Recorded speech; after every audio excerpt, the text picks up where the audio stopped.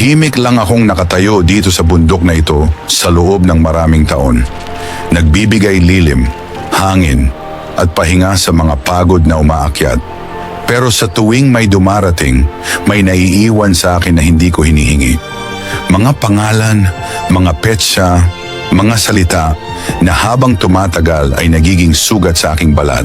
Hindi ninyo napapansin, pero nasasaktan ako sa bawat ukit na ginagawa ninyo. Gusto ko lang namang maging bahagi ng inyong pahinga, hindi maging pahina ng inyong kwento. Kung nais ninyo ng alaala, dalhin ninyo ito sa litrato, huwag sa aking katawan.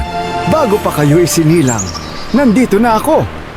Tahimik na nagmamasid sa ganda ng kalikasan na patuloy ninyong dinarayo. Ngunit sa bawat pagbisita ninyo, may marka kayong iniiwan na hindi na nabubura. Hindi ninyo kailangang patunayan na nakarating kayo dito. Dahil sapat na ang alaala sa inyong puso. Iwan ninyo sa amin ang aming anyo at dalhin ninyo pa uwi ang respeto.